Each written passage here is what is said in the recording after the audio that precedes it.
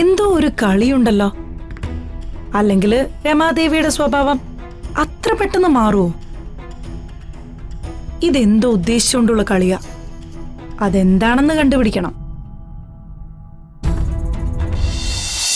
ഏതായാലും ആ ദക്ഷ ഇവരറിയാതിരിക്കില്ല. കൊലപാതകയുടെ മകളാണ് ഞാനെന്ന് പറഞ്ഞ് ഇപ്പൊ തന്നെ ദക്ഷ എന്നെ ആവശ്യത്തിൽ കൂടുതൽ അപമാനിച്ചു കഴിഞ്ഞു. ഇനി ഇതും കൂടെ കിട്ടുമ്പോ അവളുടെ ആക്രമണത്തിന് ശക്തി കൂടും. അങ്ങനെ ഒരു അവസ്ഥ കോളേജിലുണ്ടായി കഴിഞ്ഞാ പിന്നെ ഞാൻ എങ്ങനെ ഇവിടെ മനസ്സമാധാനത്തോടെ പഠിക്കും? എടോ, കോളേജിൽ അവള് മാത്രമല്ലല്ലോ, ഞാനും ഇല്ലേ. എന്നാലും ഒരു എന്നാലും ഇല്ല. കോളേജിൽ പഠിത്തം തുടരുന്നു, അത് മാത്രം ചിന്തിക്കുക. കുറ്റപ്പെടുത്തുന്നവർ കുറ്റപ്പെടുത്തിക്കോട്ടെ, എല്ലാം നമുക്ക് വരുന്നിടത്ത് വെച്ച് കാണാം. ആ തൻ്റെ ഇടം തനിക്ക് എന്നും ഉണ്ടാവണം. കരികുടിക്ക്.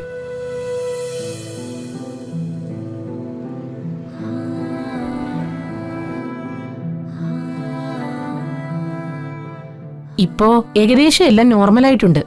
സ്കാനിംഗ് റിപ്പോർട്ട് നോക്കി വലിയ പ്രശ്നങ്ങളൊന്നും കാണുന്നില്ല.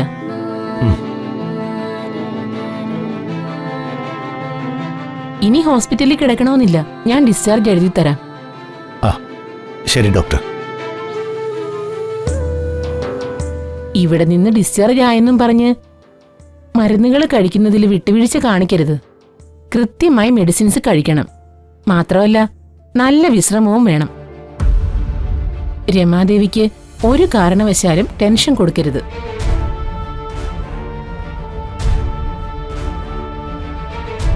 തൽക്കാലം മനസ്സ് വിഷമിപ്പിക്കുന്ന ഒരു കാര്യങ്ങളും ഡിസ്കസ് ചെയ്യണ്ട.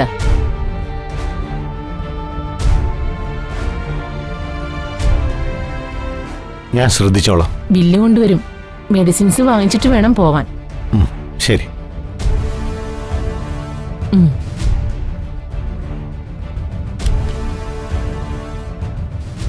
ഞാൻ പോയി ബില്ല് അടച്ച് മെഡിസിൻ വാങ്ങിച്ചിട്ട് വരാം. ശരി. അച്ഛൻ എന്തായാലും ഈ പ്രവൃത്തി ചെയ്യരുതായിരുന്നു. അമ്മയെ വിഷം കൊടുത്ത് കൊല്ലാൻ നോക്കിയവളെ അച്ഛൻ ആ പോലീസ് കസ്റ്റഡി നിറക്കിയല്ലേ? അവളെ ക്രിമിനലാ. ആ ക്രിമിനലിനെ സംരക്ഷിച്ചപ്പോ അച്ഛൻ എന്ത് കിട്ടി? ക്രിമിനലോ? ഓ, ചിന്നു നിങ്ങളെ സംബന്ധിച്ച് ഇപ്പൊ ക്രിമിനൽ ആണല്ലോ. അവളാണ് കുറ്റവാളി എന്ന് ഉറപ്പിച്ച ഷെർലക് ഹോംസ് ആരാണെന്ന് എനിക്ക് മനസ്സിലായി. അച്ഛൻ എന്നെ കളിയാക്കൊന്നും വേണ്ട. ചിന്നുവിനെ അച്ഛൻ പുറത്തു കൊണ്ടുവന്നത് അമ്മയോട് ചെയ്ത ഏറ്റവും വലിയ ദ്രോഹവാ. അച്ഛനല്ല, ഞാനാ ദക്ഷയുടെ അച്ഛനോട് പറഞ്ഞ് ചിന്നുവിനെ പുറത്തിറക്കിയത്. അമ്മയ്ക്കിതെന്തു പറ്റി? അമ്മയെ കൊല്ലാൻ നോക്കിയ ഒരു വൃത്തികെട്ടവളോട് ഇത്രയും പെട്ടെന്ന് ക്ഷമിക്കാൻ അമ്മയ്ക്കിത് എങ്ങനെ സാധിച്ചു? ഇങ്ങോട്ട് ചോദ്യമൊന്നും വേണ്ട. ആരോട്, എന്ത്, എപ്പോ, എങ്ങനെ പ്രവർത്തിക്കണമെന്ന് എനിക്ക് നന്നായിട്ടറിയാം. അതിന് നിന്റെ ഒന്നും വിദഗ്ധ ഉപദേശം എനിക്ക് ആവശ്യമില്ല. എന്റെ തീരുമാനങ്ങളുടെ ശരിയും തെറ്റും നിന്നെ ബോധിപ്പിക്കേണ്ട ആവശ്യമില്ല. ആ, ഡോക്ടർ പറഞ്ഞത് രണ്ടാളും കേട്ടല്ലോ. രമയോട് ഉള്ളിൽ തട്ടിയ സ്നേഹമുണ്ടെങ്കിൽ ഇപ്പോ ഇവളെ ചോദ്യങ്ങൾ ചെയ്ത് ബുദ്ധിമുട്ടിക്കരുത്. ഇവളാദ്യം ആരോഗ്യം ഒന്ന് വീണ്ടെടുക്കട്ടെ. അതിനുശേഷമാകാം നമുക്ക് ഈ ചോദ്യോത്തര പരിപാടി. മനസ്സിലായോ?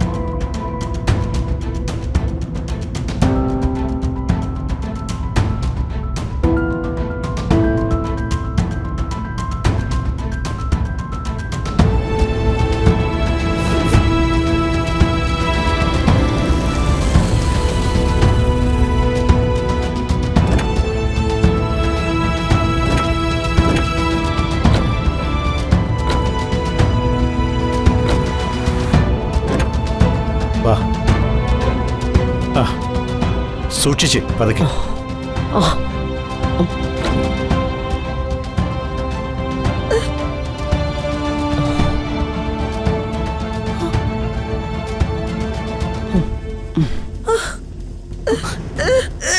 സീതേ,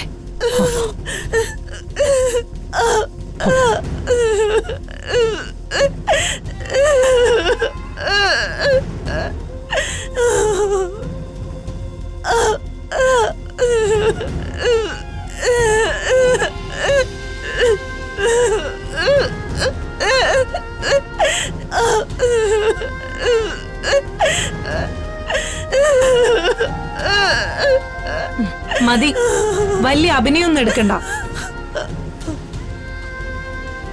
ഇവിടെ നടന്നത് എന്താണെന്ന് എല്ലാവർക്കും അറിയാം.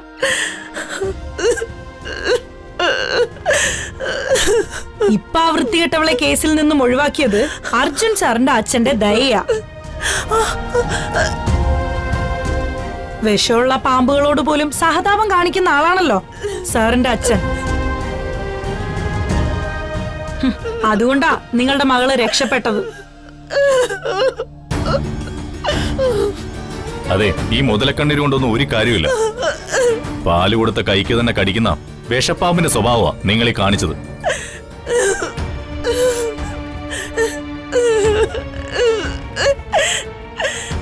സീതേ, എണീക്ക്.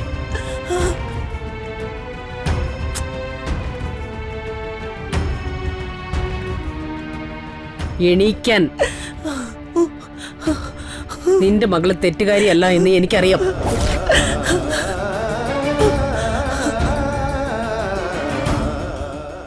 ഇപ്പോ സീതയ്ക്ക് സമാധാനമായില്ലേ? രമാദേവിക്ക് നിങ്ങളോട് ഒരു തെറ്റിദ്ധാരണയില്ല. രമേ, വാ. അമ്മേ,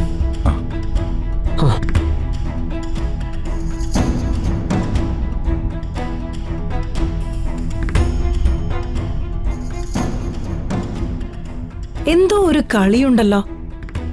അല്ലെങ്കിൽ രമാദേവിയുടെ സ്വഭാവം അത്ര പെട്ടെന്ന് മാറുമോ? ഇതെന്തോ ഉദ്ദേശിച്ചുകൊണ്ടുള്ള കളിയാ. അതെന്താണെന്ന് കണ്ടുപിടിക്കണം.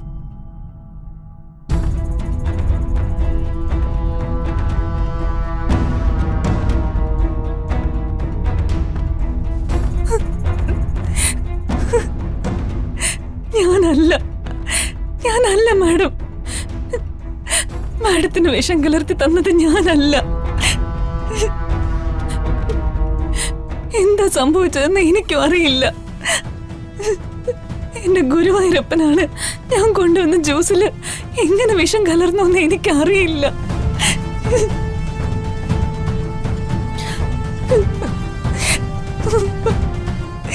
ചിന്നു പറയുന്നത് സത്യമാണ്. ചിന്നു ഒരു തെറ്റും ചെയ്തിട്ടില്ല. അവളെ സംശയിക്കരുത്.